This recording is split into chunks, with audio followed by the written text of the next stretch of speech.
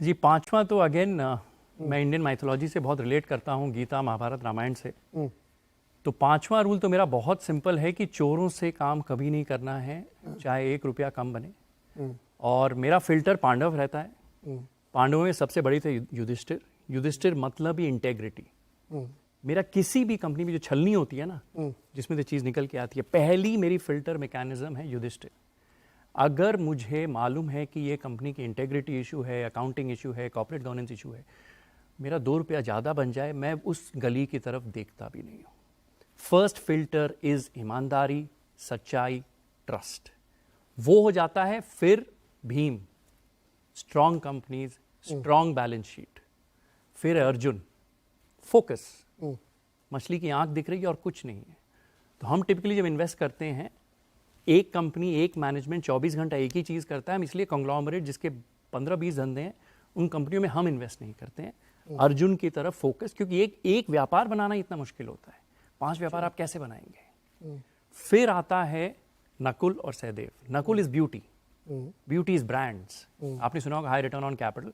मैं टेक्निकल में जाऊंगा ही नहीं। अच्छे ब्रांड्स जो आपको हर जगह दिखते हैं, जो रोजमर्रा में इस्तेमाल करते हैं, वो है नकुल। और फाइनली सहदेव सहनशील, you know, good corporate governance, investors की सुनना, कस्टमर्स की सुनना, अच्छे एम्प्लॉयज रखना। तो ये 5 फिल्टर हैं। यही मेरा पांचवा इज पांडव।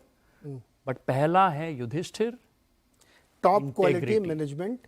यस, किसी प्रकार का कॉम्प्रोमाइज उसमें नहीं हो सकता, बिल्कुल भी। Management integrity number 1, yes, 24 carat. बस।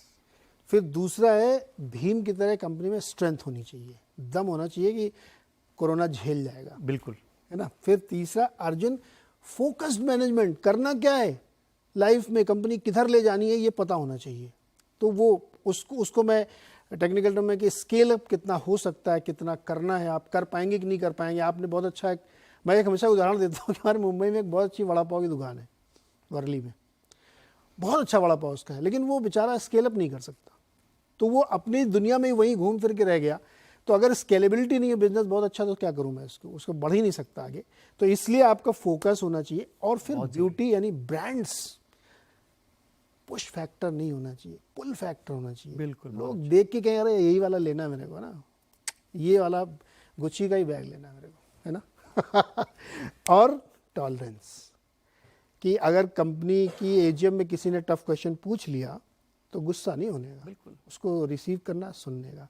तो ये 5th पॉइंट में पांडव होना चाहिए। छठवां पॉइंट है, ये प्रॉबेबली आज की, अगर आप ग्राफिक दिखाते तो मैं इस ग्राफिक पे बात करना चाहूंगा। यस, अगर 6 पॉइंट दिखाई ग्राफिक। यस, आप कुछ भी करते हैं, कोई भी शेयर खरीदते हैं या कोई रिलेशनशिप है, 4 ही चीज हो सकती है। बहुत ज्यादा मुनाफा, लार्ज प्रॉफिट, छोटा मुनाफा, छोटा लॉस और लार्ज लॉस। अगर अगले 20-30 साल जो आपको निवेश करना है, आप सिर्फ लार्ज लॉस अवॉइड करिए। और रिलेशनशिप्स में भी आप टॉक्सिक रिलेशनशिप से दूर रहिए। और इसमें 2 चीज है, सिर्फ पैसे का लार्ज लॉस नहीं, मानसिकता का भी लार्ज लॉस नहीं होना चाहिए। You should not have a large loss of mind and money, कि मैं एक लेवरेज लेके, उधार लेके शेयर खरीद लिया, 60-70% प्राइस गिर गई, मैं इतना डिप्रेस हो जाता हूं कि मैं दोबारा खड़ा ही नहीं हो सकता लाइफ में। और व्यापार में भी होता है। और मैं आपको सच्ची घटना बताता हूं, मैं कलकत्ते में था, एक इंदौर से हमारे मित्र आए हुए थे। बहुत अच्छा उनका छोटा सा पैकेजिंग का व्यापार है, 40-50 लाख रुपए की सेविंग है। अब देख रहे हैं कि ईर्ष्या है, लालच है। शेयर बाजार में क्या ईर्ष्या लालच हमको पहुंचा देता है कबूतरों की तरह। तो आ गए, उन्होंने 5 शेयर खरीदे, जिसमें एक शेयर 30 लाख का रुपया लिया है और बाकी 4-4, 5-5 लाख के। और वो शेयर 50% डाउन, आज तक शेयर बाजार में नहीं किया है। पूरी पूंजी, क्यों? कि भैया लोग पैसा बना रहे हैं, मैं भी बना लूं। और उनको जो लार्ज लॉस हुआ है, ऑलमोस्ट सदमा पहुंचा है। अजब, ये बहुत इंपॉर्टेंट पॉइंट है। इसको मैं टेक्निकल टर्म में कहूँ तो एलोकेशन, यस, वेरी इंपॉर्टेंट। अगर आपका गलत एलोकेशन एक बार हो गया तो भाई उठ नहीं पाओगे दोबारा। और एलोकेशन अगर आपने सही से कर लिया तो वेल्थ बनने को रोक नहीं सकता। बिल्कुल नहीं। तो अगर आप अगले 20-30 साल सिर्फ ये 3 चीजों पे ध्यान रखें, थोड़ा लॉस होगा, जैसे विशाल जी ने कहा कि थोड़ी परमानेंट लॉस नहीं होना चाहिए, थोड़ा मुनाफा होगा, कभी कभी बहुत मुनाफा भी होगा, लेकिन ज्यादा रिस्क लेना, जबरदस्ती रिस्क लेना, ज्यादा ईर्ष्या से ज्यादा लालच करना, इसी से गलतियां होती है।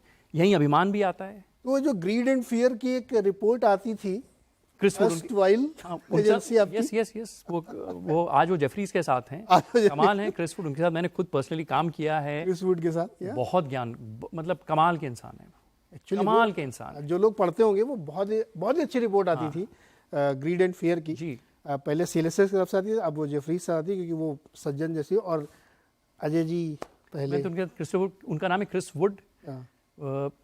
उनको जो दुनिया का जो ज्ञान है ना, जैसे मैं कई बार मजाक में कहता हूँ, आपके एक ग्राफिक भी है कि वो क्या जाने भारत को जो सिर्फ जाने भारत को, क्रिस वुड जितना दुनिया को जानते हैं, इसलिए वो भारत को मेरे से शायद बेहतर जानते हैं।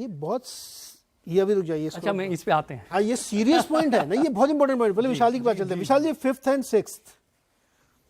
तो 5th पॉइंट नीरज जी मेरा जो है वो एलोकेशन से रिलेटेड है, which is diversification. Okay, right. तो डाइवर्सिफिकेशन एक बहुत अच्छा आइडिया है। हम लोग जब इन्वेस्टमेंट में शुरुआत करते हैं तो बहुत लोग कंसंट्रेशन में बिलीव करते हैं, क्योंकि ये सिखाया जाता है कि आप कंसंट्रेशन से वेल्थ क्रिएट कर सकते हैं। कम स्टॉक्स हो, हर स्टॉक में ज्यादा इन्वेस्टमेंट हो तो हम ज्यादा पैसा बना सकते हैं। और अजय जी ने जैसे अपने मित्र की कहानी सुनाई, उन्होंने एक स्टॉक में 30 लाख डाला था और वो स्टॉक आधा हो गया। That was concentration, right, which is a very risky thing ज्यादातर निवेशकों के लिए। अनलेस आप बहुत प्रोफेशनल निवेशक हो या ना, आपको सब पता है इन्वेस्टमेंट के बारे में, बिजनेसेस के बारे में काफी डिटेल्ड पता है, तब आप कॉन्सेंट्रेट कर सकते हैं। अदरवाइज मेरा रिकमेंडेशन जो जनरली इन्वेस्टर्स के लिए होता है वो एक एडिक्वेट डाइवर्सिफिकेशन के लिए होता है। नाउ इसमें बहुत बड़ा इंपॉर्टेंट कीवर्ड है एडिक्वेट डाइवर्सिफिकेशन।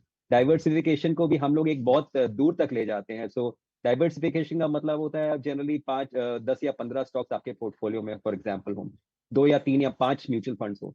हमारे पास होते हैं 50 स्टॉक्स, हमारे पास होते हैं 15 म्यूचुअल फंड्स, हमारे पास होते हैं 10 एंडाउमेंट पॉलिसीज है, मल्टीपल इंश्योरेंस पॉलिसीज है, ये सब क्योंकि हमको बेचा जाता है। Right, in finance is not a seller, is not a buyers market, is a sellers market. Right, जो हमको बेचा जाता है, और क्योंकि हम समझते नहीं है, हम सिर्फ एक अच्छे रिटर्न के लालच में आ जाते हैं, क्योंकि every stock, every mutual fund, every bad insurance हमको बेचा जाता है अच्छे रिटर्न का गारंटी देकर। और क्योंकि हम ज्यादातर लिटरेट नहीं होते फाइनेंस में, राइट, हम वो रिस्क लेते हैं, हम लोग बिना सोचे समझे पैसा इन्वेस्ट करते हैं। सो पीटर लिंच जो है एक ग्रेट इन्वेस्टर थे अमेरिका में, एंड उनका एक बहुत इंपॉर्टेंट वर्ड था diversify, DIVORWORCE, right, not diversify. तो डाइवर्सिफाई सिंपली मीन्स अगर आप डाइवर्सिफिकेशन को एक्सेस में ले जाते हैं तो आप अपना एक बहुत खराब पोर्टफोलियो क्रिएट करते हैं। Right, so diversification, too much diversification I think is a very bad thing. Right, क्योंकि आज ट्रेडिंग का जीरो कॉस्ट होता है, हम लोग नो कमीशन पे हम लोग स्टॉक खरीद सकते हैं, बेच सकते हैं। तो बहुत लोग उस चीज को बहुत एक्सट्रीम पे ले जाते हैं। राइट, आज खरीदते हैं कल बेचते हैं, धीरे धीरे करके पता चलता है कि आपके पोर्टफोलियो में 20 स्टॉक है, 30 स्टॉक है, 50 स्टॉक है, और जो मेजोरिटी स्टॉक्स हैं वो आपके पोर्टफोलियो का आधा % है, 1% है, 2% है। राइट, उसको रखने का कोई मतलब नहीं है, क्योंकि अगर आप उस कंपनी में 5% या 10% तक निवेश नहीं कर सकते और वो स्टॉक अगर मल्टी बैगर भी होता है तो आपके पोर्टफोलियो में कोई असर नहीं होने वाला है। राइट, सो अगर आप रियली स्टॉक से वेल्थ क्रिएट करना चाहते हैं तो आप एडिक्वेट डाइवर्सिफिकेशन कीजिए। राइट, 10 से 15 मैं जनरली रेकमेंड करता हूँ लोगों को, 10 से 15 स्टॉक्स, उससे ज्यादा नहीं, क्योंकि उससे ज्यादा हम बिजनेस समझ नहीं सकते। राइट, एक लाइफ टाइम में 3 या 5 म्यूचुअल फंड्स, दैट्स इट, एक टर्म इंश्योरेंस, एक हेल्थ इंश्योरेंस, थोड़ा सा emergency fund, that is all you need for a good financial plan. Right, so that is my 5th golden rule of investing, diversify but don't diversify। Right, छठा जो मेरा golden rule है और मेरा rule है जो मैं फॉलो करता हूँ इन्वेस्टिंग में, वो है हम पावर ऑफ कंपाउंडिंग समझते हैं, जो जिसका मतलब होता है कि 1% रिटर्न या 10% रिटर्न या 15-20% रिटर्न अगर हम हर साल कमाते हैं तो हम अपने पैसे को कैसे ग्रो कर सकते हैं। So this is on the upside. On the down side हम लोग भूल जाते हैं कि जो नेगेटिव वैल्यू हम रिटर्न में ऐड कर रहे हैं वो है कॉस्ट। राइट, हम कितना ट्रेडिंग कर रहे हैं, हम कितना स्ट्रेस ले रहे हैं, हम कितना पैसा लगा रहे हैं, कितना पैसा डाल रहे हैं रिसर्च रिपोर्ट्स में, PMS में पैसा हम डाल रहे हैं, फीस दे रहे हैं। सो अगर हम अपने कॉस्ट को कंट्रोल नहीं करते हैं इन्वेस्टिंग के और हम सिर्फ रिटर्न पे ध्यान देते हैं, तो हर 1% कॉस्ट जो हम बढ़ा रहे हैं, हर आधा % जो कॉस्ट हम ऐड कर रहे हैं, वो आपके रिटर्न को नेट बेसिस पे कम करता जाता है। और जैसे पॉजिटिव रिटर्न आपके पैसे को कंपाउंडिंग की तरह ऊपर लेके जा सकता है, वैसे ही वो जो कॉस्ट आप बढ़ा रहे हैं वो धीरे धीरे उस पैसे को ग्रो करने नहीं देता है। Right, so controlling cost, knowing your cost, and cost का मतलब सिर्फ फाइनेंशियल कॉस्ट नहीं होता है। आप जो स्ट्रेस ले रहे हैं अपनी लाइफ में पैसा कमाने के लिए या पैसा बटोरने के लिए या वेल्थ क्रिएट करने के लिए स्टॉक मार्केट में, राइट, वो एक बहुत बड़ा इनटैंजिबल कॉस्ट है जो लोग भूल जाते हैं। Right, there is a concept called return पर unit of stress. Right. So return upon stress, simple mathematical language में. सो उस वैल्यू को कैसे बढ़ाना है? उस वैल्यू को या तो बढ़ाना है कि आप जो न्यूमरेटर है, जो ऊपर वाला वैल्यू है विच इज रिटर्न, उस पर फोकस करें और वो उसको बढ़ाते रहें, राइट. और आपका स्ट्रेस चेंज नहीं हो तो वो आपका वैल्यू बढ़ जाएगा, राइट. उसका दूसरा वे है उस वैल्यू को बढ़ाने का, अपने स्ट्रेस को कम कीजिए. और अगर आपका रिटर्न एक स्टेबल रिटर्न भी है, 15 से 18% रिटर्न कमा रहे हैं, बट आप बिना स्ट्रेस लिए रिटर्न कमा रहे हैं, तो भी आपका रिटर्न पर यूनिट स्ट्रेस बढ़ जाता है. तो हम लोग सिर्फ रिटर्न के पीछे भागते हैं, हम लोग स्ट्रेस को भूल जाते हैं, which is a great cost to being an investor. So अगर हम अपने कॉस्ट, फाइनेंशियल कॉस्ट या नॉन फाइनेंशियल कॉस्ट को भी समझें, जो समय हम स्टॉक्स में डाल रहे हैं अपनी हेल्थ को छोड़कर, जो समय हम स्टॉक्स का पैसा कमाने या पैसा बढ़ाने में लगा रहे हैं अपने रिलेशनशिप्स को छोड़ के, राइट. सो आई थिंक वो बहुत बड़ा फैक्टर है जो मैं अपने लिस्ट में गोल्डन रूल समझता हूँ कि you need to understand the cost that you pay to earn the returns that you make, right. So control your cost, and if you can earn decent returns without much stress, I think जिंदगी सफल है. नहीं, बिल्कुल